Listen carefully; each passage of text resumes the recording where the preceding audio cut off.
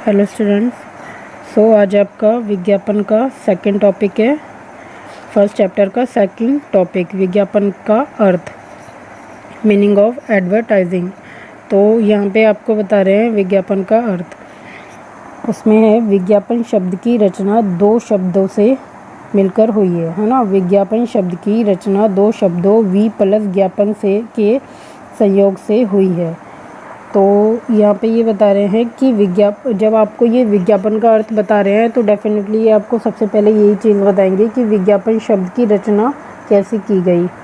क्योंकि जब एक थॉट आता है हमारे माइंड में किसी भी नई चीज़ के निर्माण का, तो हम सबसे पहले उसका नाम सोचते हैं। तो जब इन्होंने सोचा होगा कि व्यापारी रूप से या किसी भी रूप से हमें कुछ प्रचार के लिए निकालना चाहिए कि लोगों तक जानकारी पहुँचे, तो उन्होंने उसका नाम रखा विज्ञापन। तो विज्ञापन को उन्होंने कहाँ से सर्च किया कि हम इसका नाम विज्ञापन रखें, तो उसके लिए ही वो बता रहे हैं कि उसको दो शब्दों से मिलकर बनाया गया, जिसमें वी का अर्थ था विशेष और तथा ज्ञापन का अर्थ है सूचना या जानकारी देना।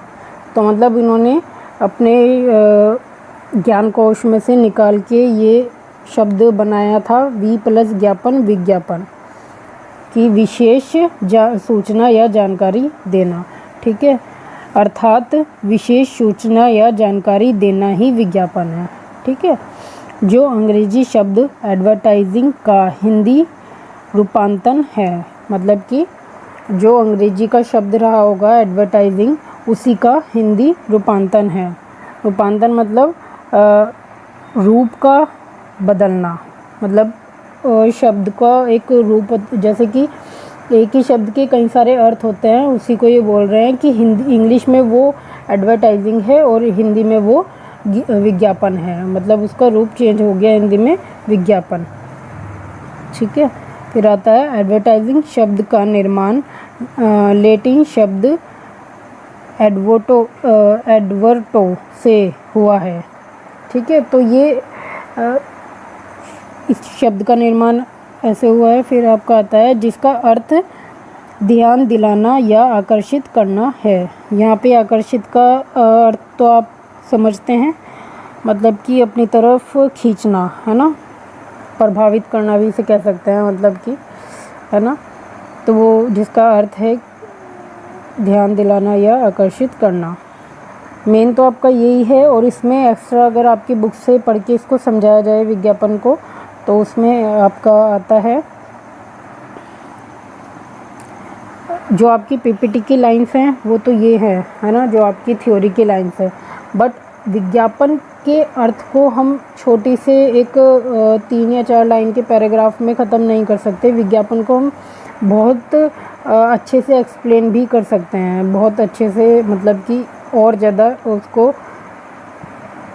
एक्सप्लेन करने के लिए हम उसमें थ्योरी और ज़्यादा अपनी लिख सकते हैं। क्योंकि अगर आप इस छोटे से पैराग्राफ से विज्ञापन को समझेंगे या सिर्फ अपने नोट्स में यही छोटा सा पैराग्राफ लिखेंगे, तो शायद रिवीजन के टाइम पे आपके लिए सफिशेंट नहीं होगा। क्योंकि ये तो हो गया कि विज्ञापन कैसे विज्ञापन शब्द की कैसे रचना हुई, ये तो उसका हो गया आधार, है ना। लेकिन विज्ञापन का अर्थ अगर आपको और डिटेलिंग में जानना है कि पूरे विज्ञापन शब्द की तो रचना अलग हो गई, उसका अर्थ अलग हो गया, है ना। तो जैसे कि हम कह देते हैं कि आपका नाम किसने रखा, तो नाम हमारा हमारे मदर ने रखा या हमारे फादर ने रखा, है ना। तो ये एक अलग चीज़ हो गई, लेकिन हमारे नाम का अर्थ क्या है वो एक अलग चीज़ हो गई, फॉर एग्ज़ाम्पल, है ना। तो अभी आता है कि विज्ञापन एक बहुआयामी विधा है। ठीक है, तो यहाँ पे बहुआयामी ये किसको बोल रहे हैं, जो चारों दिशाओं से फैला हुआ हो, मतलब कि जिसके कई पक्ष हों, है ना, कई स्तर हों, जो चारों कोनों से फैला हुआ है, कई चारों आयामों से फैला हुआ है। मतलब कि एक तरीके से विज्ञापन चारों तरफ से फैला हुआ है ना। तो बहुआयामी ये एक शब्द है जो चारों तरफ से है फैला हुआ है, चारों कोनों में, मतलब इसकी रचना है या कुछ भी हम समझ सकते हैं कि ये परिपूर्ण है चारों तरफ से। कहीं भी आप जाएंगे चारों दिशाओं में या चारों स्थानों पे आप कह सकते हैं इस चीज़ के लिए ना। ये अभी इसमें आगे है, ये आप अपनी थ्योरी में अलग से ऐड कर लीजिएगा, क्योंकि अगर ये आपकी पीपीटी में नहीं है तो उससे कोई फ़र्क नहीं पड़ता, बट ये आपको विज्ञापन को समझने में, विज्ञापन के अर्थ को समझने में बहुत मदद करेगा। तो इसलिए इसको आप अपनी थ्योरी में ज़रूर इंक्लूड करेंगे, ठीक है। तो आगे है इसमें, यह है विज्ञापनकर्ता के लिए अपने उत्पादों, सेवाओं या विचारों को बेचने के लिए उपभोक्ता से संपर्क करने का सशक्त ज़रिया है। जो, चलिए अभी यहाँ तक समझ लेते हैं, ज़रिया है मतलब कि ये कह रहे हैं ये विज्ञापनकर्ता, विज्ञापनकर्ता कौन हो गया? विज्ञापन को बनाने वाला, है ना, एडवर्टाइज़र, है ना। तो अभी है कि विज्ञापनकर्ता के लिए, मतलब कि जो विज्ञापन को बना रहा है उसके लिए अपने उत्पादों को, मतलब कि जो वो जिन उत्पादों के लिए विज्ञापन बना रहा है ना, जैसे कि कोई बाइक है, बाइक उसने बनाई है, मतलब बाइक के ऊपर या फिर वो विज्ञापन बना रहा है, तो वो बाइक उसका उत्पाद हो गया। और जो वो विज्ञापन बना रहा है उसकी सेवाओं या विचारों को, मतलब कि उस बाइक के कितने गुण हैं, क्या उसकी मतलब उसको क्यों ख़रीदना चाहिए, इसके बारे में जो भी जानकारी वो देने के लिए, और वो कहाँ से आपको मिलेगी, वो किस कंपनी से है, उसका क्या मार्केट, उसकी क्या मार्केट है, कहाँ से, मतलब किस मार्केट से वो आप उसको परचेज़ कर सकते हैं, ये सब जानकारी एक विज्ञापन के थ्रू हमें छोटे लेवल पे मिल जाती है। तो वो यही कह रहा है विज्ञापनकर्ता के लिए उत्पादों, सेवाओं या विचारों को बेचने के लिए उपभोक्ता मतलब कि जो उस सामान को यूज़ करने वाला है, जो कि हमारा दैनिक एक आवश्यकताएं होती हैं, उसके पर्पज़ से जो सामान को यूज़ करने वाला है या ख़रीदने वाला है, ये भी कह सकते हैं, ग्राहक भी कह सकते हैं।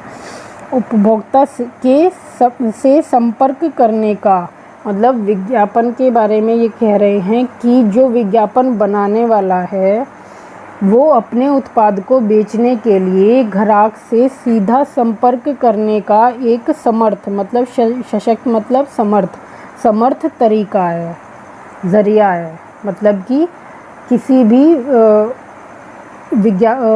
विज्ञापन को बनाने वाले के लिए विज्ञापन एक समर्थ, मतलब कि एक परिपूर्ण भी कह सकते हैं, सशक्त तरीका है, ज़रिया है उस ग्राहक तक अपने संपर्क को बनाने के लिए, ठीक है। तो जो उपभोक्ता को, मतलब कि जो ग्राहक को आकर्षित कर, मतलब कि अपनी तरफ खींचकर विज्ञापन प्रक्रिया, मतलब कि विज्ञापन से जो प्रक्रिया की जाती, मतलब विज्ञापन के लिए जो प्रक्रिया की जाती हैं, मतलब कि प्रोसेसिंग, है ना, में एक प्रमुख हथियार के रूप में कार्य करता है ना। तो समझ गए ना, जो जैसे कि मैंने समझाया वही है ये, जो उपभोक्ता को आकर्षित कर, मतलब कि किसी भी ग्राहक को अपनी ओर खींचता है, और विज्ञापन बनाने वाले को, विज्ञापनकर्ता को अपने विज्ञापन को